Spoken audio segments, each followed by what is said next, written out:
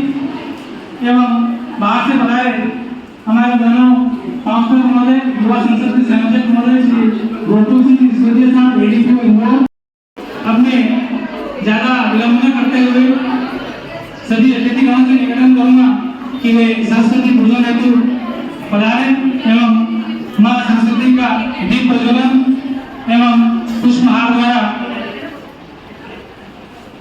पूजन करेंगे।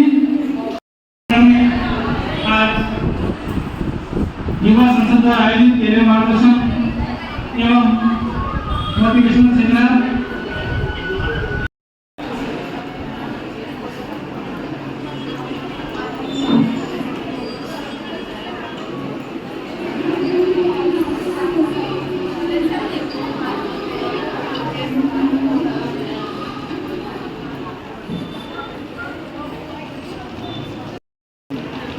मां मैडम आदमी से आशीर्वाद प्राप्त करने के पश्चात अब हम हमारे पधारे हुए माननीय अतिथियों का स्वागत करेंगे।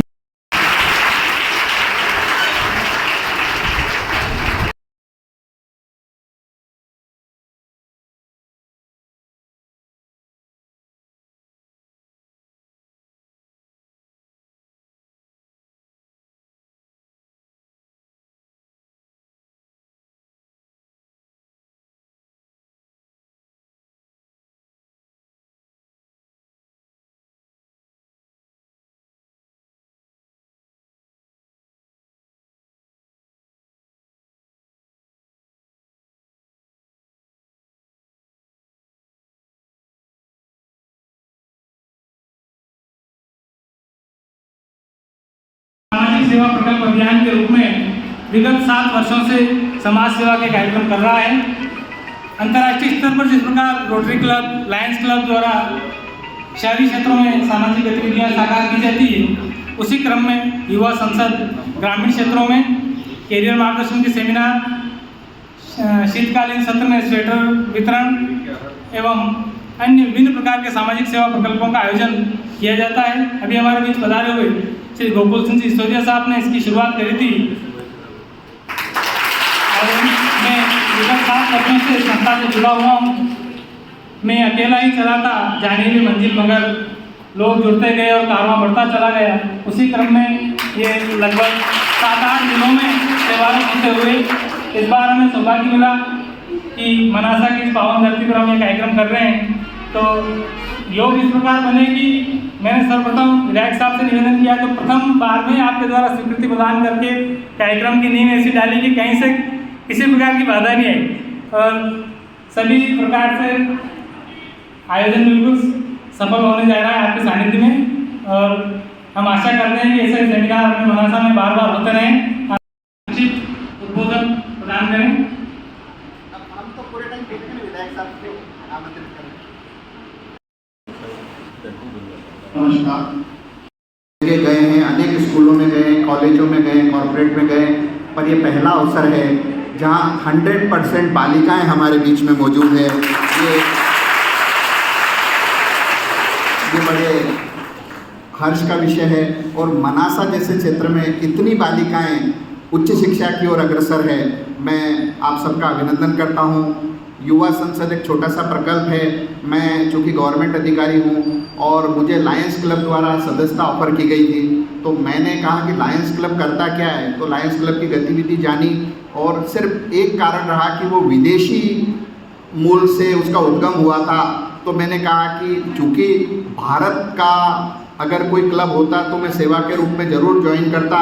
तो फिर हमारे कुछ मित्रों ने, कुछ अधिकारियों ने मिलकर युवा संसद का गठन किया और युवा संसद का मूल मकसद बच्चों में कंपटीशन एग्जाम हेतु तैयार करना, वक्तव्य कला का निर्माण करना, वाद विवाद प्रतियोगिता हेतु उनको तैयार करना, पब्लिक स्पीकिंग सिखाना, स्किल डेवलपमेंट सिखाना, कैरियर सेमिनार्स करना और ज़रूरतमंदों को कभी रक्त की ज़रूरत पड़े तो रक्तदान करना, स्वेटर वितरण करना, शिक्षण सामग्री वितरण करना, बारिश में हम छाता वितरण भी करते हैं और गर्मी के समय में कुछ गरीब जो मजदूर वर्ग रहते हैं उनको चरण पादुका भी वितरण करते हैं। तो अनेक लोग इससे जुड़ते गए, जैसा कि सर ने कहा कारवा बनता गया। तो ये इसी क्रम में जब हमें पटवारी सर का आमंत्रण मिला कि सर मनासा में एक कार्यशाला कर दी जाए, एक सेमिनार कर दी जाए, तो इनके आग्रह को स्वीकार करते हुए आज आपके बीच मौजूद हैं और बहुत ही समृद्धशाली मंच यहाँ मौजूद है। आप सभी का मैं अभिनंदन करता हूँ। विकास के अग्रदूत के रूप में हमारे विधानसभा में एक नई पहचान बनी है और विकास ने जो नए आयाम अपने क्षेत्र में स्थापित करने जा रहा है आने वाले समय में, तो निश्चित रूप से मैं कहता हूँ कि आंधियों को जिद है जहाँ में बिजलियाँ गिराने की, तो मुझे भी जिद है वहीं आशिया बसाने की। इसी प्रकार आपके काम करते रहें, आगे बढ़ते रहें। मैं माननीय विधायक महोदय को आमंत्रित करूँगा कि आप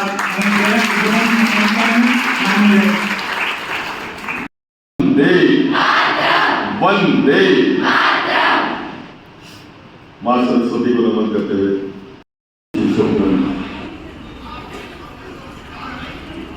और उपस्थित संसद को शामिल सब दे रही है।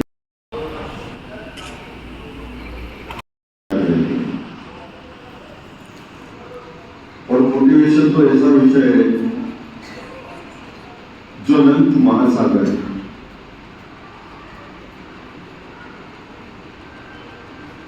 मोटिवेशन में कब किसको कैसा ज्ञान देना है, उसकी क्या परिस्थितियां हैं, उसको क्या करना चाहिए, सामने वाले के विचार क्या है, हर बात पर विचार करना पड़ेगा। क्योंकि बड़ा विचित्र सब्जेक्ट है। मेरे पास बहुत लोग आते हैं, अच्छे अच्छे बड़े बड़े कृषक आते हैं अपने इकलौते बच्चे को लेकर मेरे पास, किसकी नौकरी लेना, बढ़िया बात।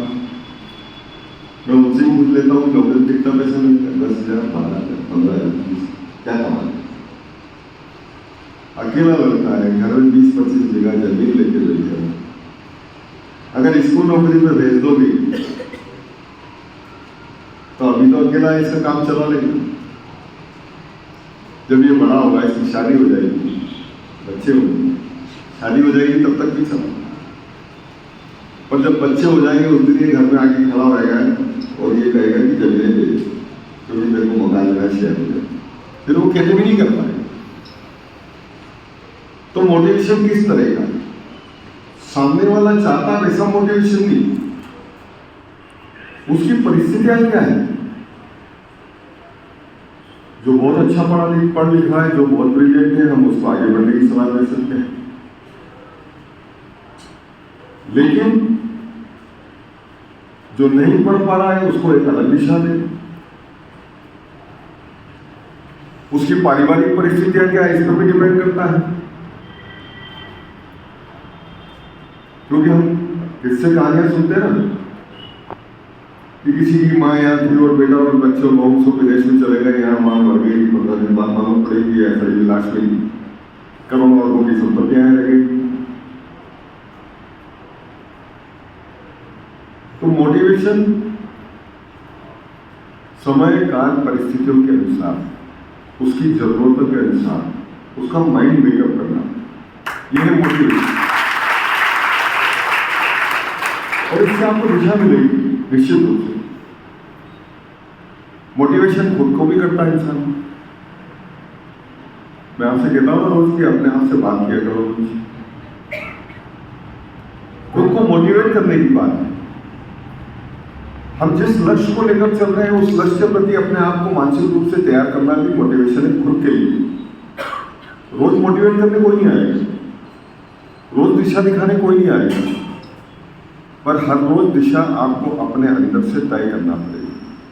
आप जब खुद से बात करते हैं तो आपको आपकी बात का उत्तर मिलता है, आप किस दिशा में जा रहे हैं। बहुत बार मन में कुछ और करने का है, सहेलियों ने और कुछ कह दिया, हम सब उसी लाइन में चल पड़े। जो आपका इंटरेस्ट नहीं, खाली इस मुंह में कि सहेली के साथ रहेंगे, सिर्फ एक इंटरेस्ट, व्यक्तिगत स्वार्थ कि हमारा साथ नहीं छूटेगा, और इसलिए हम भी उस लाइन पर चल पड़ते हैं। वो बहुत आगे चली जाती है और आप वहीं रह जाते हैं। इसलिए एक दूसरे को भी मोटिवेट करें।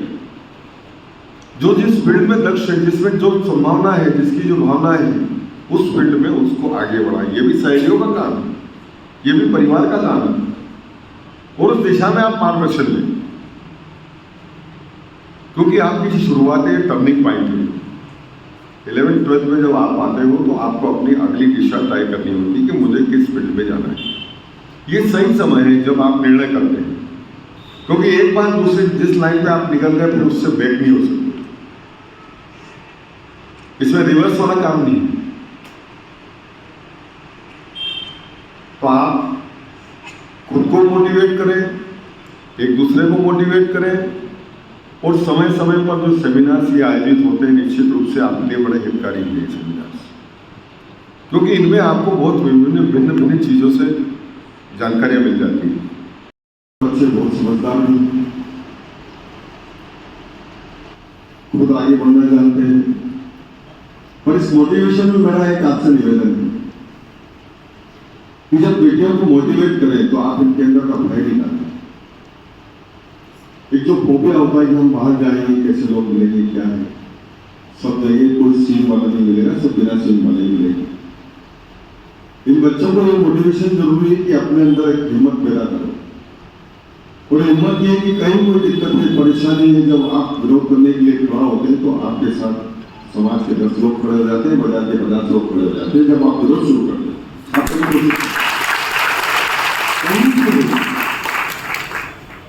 डर मन में नहीं होना चाहिए कि मेरा परिवार क्या कहेगा, मेरी बदनामी हो जाएगी, मेरा फलाना हो जाएगा। आप अनावश्यक रूप से किसी को भी बढ़ावा दे देते हैं, ये सब करते हैं। आप तुरंत अगर विरोध प्रदर्शित करेंगे तो आप उसका परिणाम देखना, और एक बार आपने कर लिया तो फिर आपको कोई नहीं दबा सकता। फिर आप दुनिया में कहीं भी जाएंगे, आपके अंदर एक हिम्मत रहेगी कि मैं किसी को भी दबा सकती हूँ। ये हिम्मत आपकी इसी समय में पैदा होना चाहिए। टीनेज में ही आपके अंदर ये हिम्मत पैदा हो जाएगी तो आपको कोई भी गलत रास्ते पर नहीं ले जा सकता।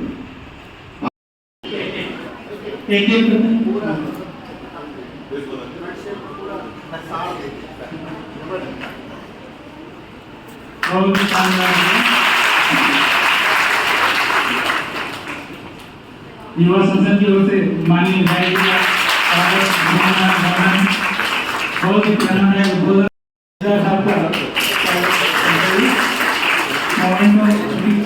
युवा संसद की तरफ से प्रदान करते हुए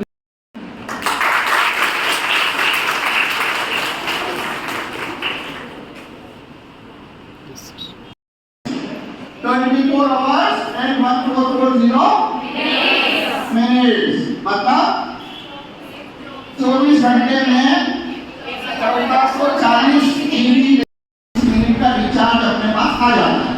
अगर 24 घंटे में इनको उपयोग नहीं करेंगे तो क्या होगा? डिपेंड्स ऑन यू कि आप उसको सहेली से बात करने में खर्च कर रही हो या अपने पढ़ने वाला है। How effectively you manage your time. 24 घंटे तो सबके बराबर है। मोदी जी के 1.5 GB खत्म। समय बहुत कीमती है, इसे को साथ लिया तो आपको मालूम है। हाँ, अब दुनिया में जिसको देखो, अरे बेन क्या बताओ, टाइम ही नहीं है। इसको पूछो क्यों तू लेट हो गई, अरे बेन टाइम ही नहीं है। दुनिया में जिसको बोलो रोना काहे का होता है, तो ये कोई मायने नहीं रखता कि आप कितने बिजी हो। मायने काहे में है, आप इफेक्टिव कितने हो, उस टाइम का कितना प्रभावी उपयोग कर रहे हो। तो मायने है कि आप कितने इफेक्टिव हो। Work smart.